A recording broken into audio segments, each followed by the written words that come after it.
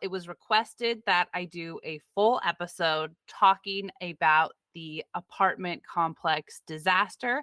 So that's what I'm going to do today. I'm going to take you through a play-by-play of the biggest nightmare that I experienced while part of the property management team and some of the lessons that I learned from it.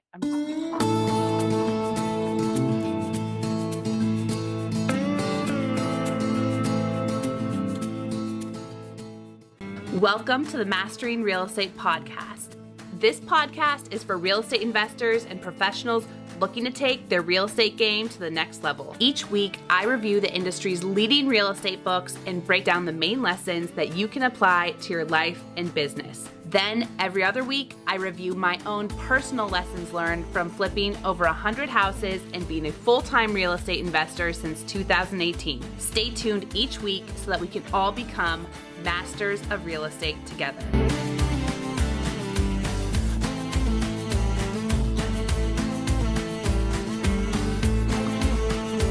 Welcome back to the Mastering Real Estate podcast. I'm your host, Maura McGraw, and this is episode 24. If you remember back in episode 22, I talked about starting and running a property management company and a lot of the lessons that I learned from that experience. It was requested that I do a full episode talking about the apartment complex disaster. So that's what I'm going to do today. I'm going to take you through a play-by-play of the biggest nightmare that I experienced while part of the property management team and some of the lessons that I learned from it. I'm just going to remember to the best of my ability, and hopefully you get some entertainment and some good lessons learned from this episode. Okay, so in the beginning of 2022, I was coming off of my first maternity leave, and the opportunity to manage 3 apartment complexes here in Mobile, Alabama came up. And at first, I was hesitant to take on this project. I was the only member of our team physically here in Mobile, so I knew that I would be running point on managing these apartment complexes. But I always love a good challenge. And as I reviewed the deal and talked to my business partners and the team about it, we thought, okay, let's go for it. Let's take on these apartment complexes. This will be good growth for the company, stepping more into the commercial space. We thought overall this could be a good move. If you listen to episode 22, you already know that it was not a good move, but I'm going to get into just some of the toughest weeks in business that I've ever experienced happened with these apartment complexes. So let's start off with these apartment complexes were run down. The buildings themselves were not in good condition. A lot of the systems were on their last years of life. The building quality in most of the buildings was not good. And they were also in rougher areas with tenants that happened to, for the most part, be pretty rough on the unit. So overall, it was a challenging situation day to day without this catastrophic event that was about to happen. Overall, day to day was still tough. There was somewhat regular criminal action taking place at the apartment complexes, several fires, evictions, you name it. There was never a dull moment while managing the apartment complexes. And that was even before this happened. Everything was about to change and go from difficult to pretty much unmanageable for me when one day I get a call early in the morning before, I think right as I woke up. It was around 5 or 6 in the morning. I got a call that a pipe burst at one of the apartment complexes. So I say, okay. I immediately call a plumber, get him out there to deal with the issue. And as I'm getting ready and driving into work, I get another call that another pipe burst. And then throughout the course of the next 24 hours, there would be 10 different pipe bursts in this one apartment complex, which caused essentially the entire building to flood. Although we reacted quickly, we had plumbers there. I was able to get water and mold remediation team in there pretty much within 24 hours. The damage was astronomical and there was no going back. So basically, what happened is this particular apartment complex was built in the 90s and it was plumbed with a type of PVC that later would go on to be the subject of a big class action lawsuit because the way that this PVC was constructed, it was very brittle and very easily subject to breaks, especially once there was one break in the pipe. If you look at the lawsuit, what happened to us happened to a lot of other people. And as everything unraveled, it was really obvious. Like you could see as the plumbers were trying to fix one leak to leak, they would be trying to fix the pipe and it would so easily crack and break in their hands that was something I had never seen before. I'd never seen PVC just so brittle, crumble apart and break like that. But that's what happened. Just one leak or one break would happen. We would have to shut off the water, try to repair the leak. We turn the water back on, another break would happen, and which caused pretty much the entire building to flood. This was an absolute nightmare because of course there's the flood and we called in a restoration team. They got the water up as quickly as they could, but because of the amount of water that flooded and the condition here in the South, we have high humidity. Mold starts to grow and populate almost immediately down here. So then we were dealing with a water and mold hazard. And essentially what we had to do is we had to get everybody out of the building. It was basically we had to condemn it, replumb the whole building. And you think replumbing, like, okay, that sounds like a lot, but maybe it's not. No, it was a huge deal. We pretty much, in a lot of the units, especially the ground floor units, there was like standing water. They had to cut huge parts of the sheetrock out of every single room in the apartment complex to replumb the whole building. And then it was pretty much had to be all the interior aspects of the building had to be redone because once you had to cut all that sheetrock, all the flooring was destroyed. So they had to replumb, redo all the flooring, re-sheetrock, repaint. A lot of the appliances were destroyed. It was a disaster. But honestly, the biggest part of the disaster was getting all of the tenants to leave the building because this was an affordable apartment complex and it housed a lot of low income tenants. And at this time, and still to this day, there's a huge housing shortage in Mobile. And so we couldn't let anyone stay in the building. It was uninhabitable. We couldn't turn the water on.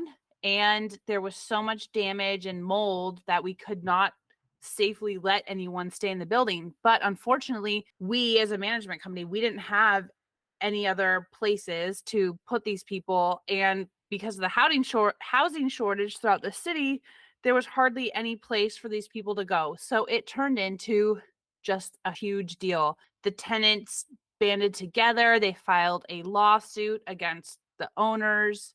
They tried to include our property management company in the lawsuit. Luckily, we had not done anything wrong. And I think in the end, nothing happened to the owners because no one really did anything wrong. It's just a catastrophe that happened.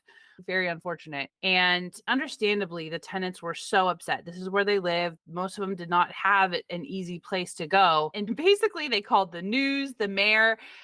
For several weeks, when I would show up to work, most days, a news crew or the mayor would come in. Everybody was so mad. It was really insane. My job as just a property manager turned into kind of like a crisis PR person. I had to go on the news and explain what was happening, explain to the mayor what was going on, and just emotions and tension were so high. It was very stressful for everybody. It was definitely stressful for me. And unfortunately, there just wasn't a great solution about where to house all these people. That situation was a nightmare. What are some things that I learned from it? Number one, as an investor, myself, the first thing that I took away from this experience was the importance of due diligence with any property, especially an investment property, and especially a commercial investment property, because I took over management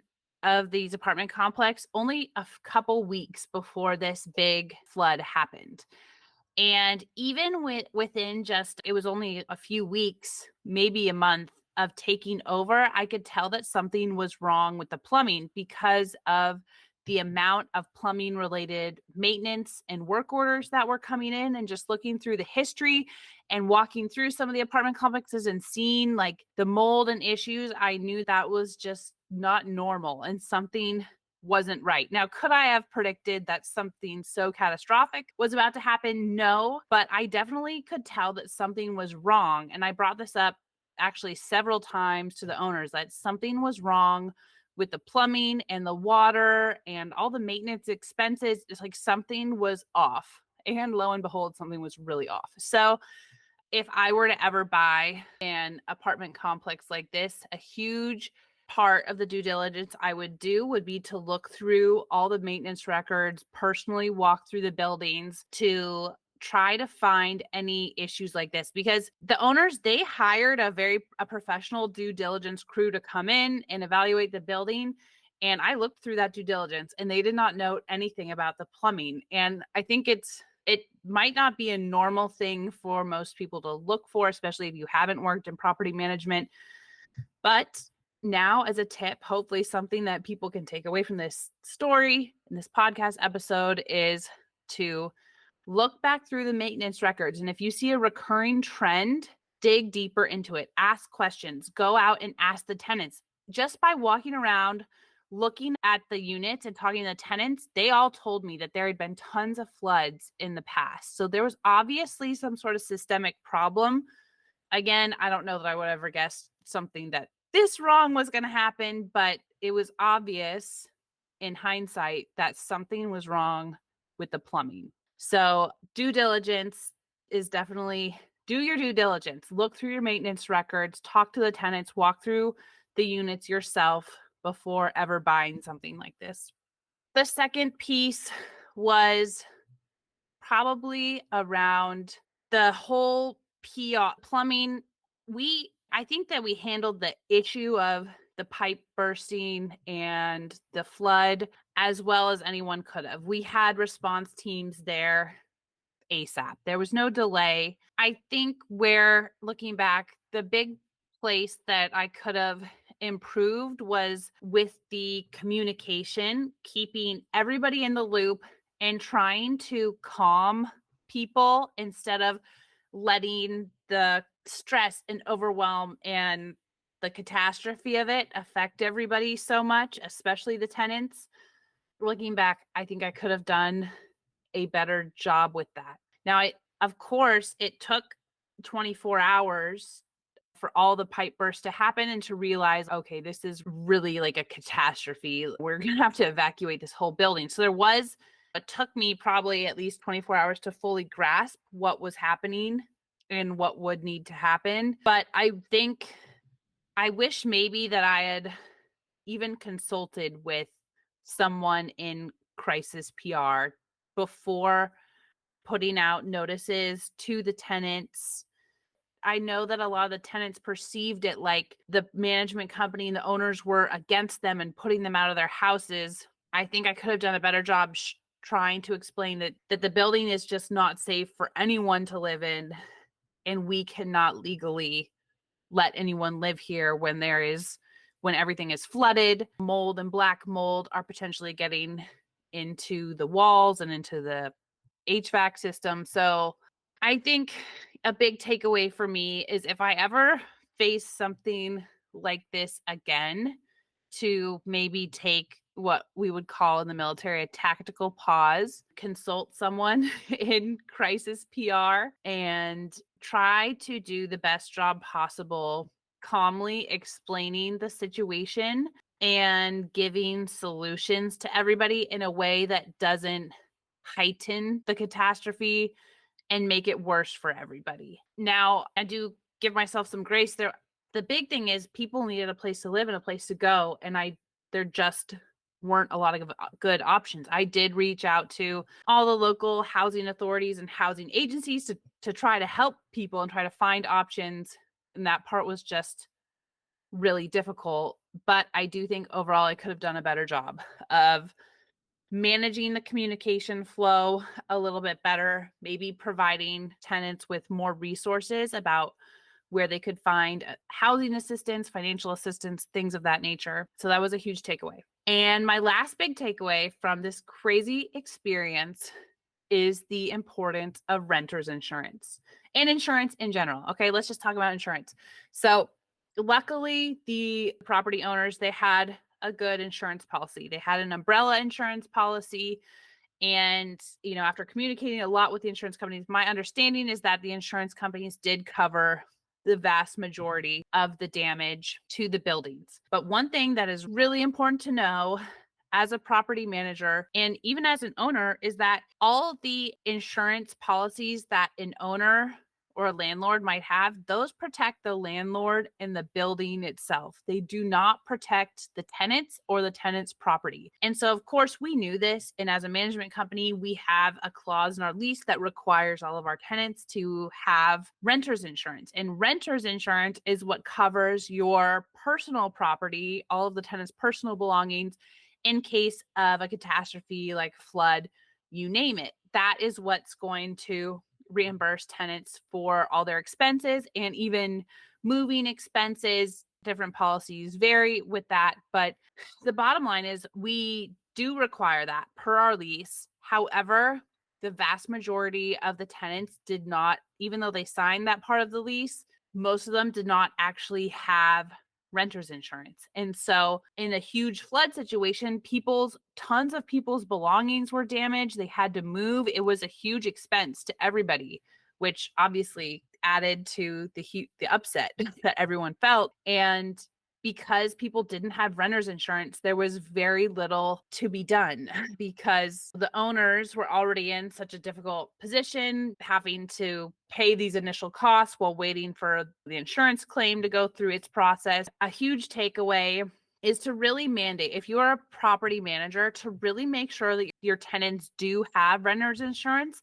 And I don't think that just having the clause in your lease about requiring it is necessarily enough. I think if I were to do it all again, I would require the tenants to provide proof of renter's insurance, a copy of their policy or whatever, and ensure that they have it and explain that is for their protection in case something like this does happen. Now, anecdotally, I'll have this crazy story to tell people, but yes, renter's insurance is an absolute must. It's what's going to protect your tenants in the case of a catastrophe. And insurance is one of those things that you take it for granted until you really need it. But then when you need it, you really need it. So always make sure that you are fully covered on insurance. Don't skimp on your insurance and make sure that your tenants have renter's insurance. So that is the story of my apartment complex flood catastrophe.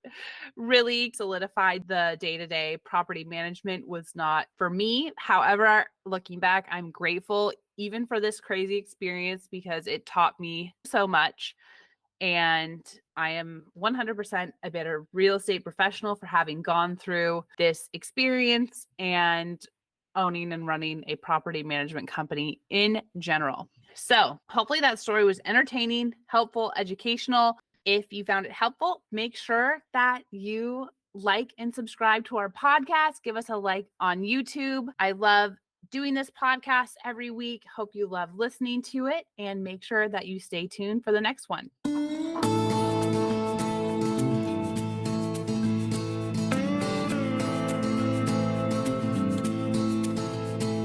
Thank you so much for listening. Make sure that you are subscribed to the podcast and leave us a rating and review. We are a new and growing podcast, so every rating, review, and share helps immensely. Also, make sure that you're following us on YouTube and social media. You'll get a lot more behind the scenes and content there daily. See you in the next one.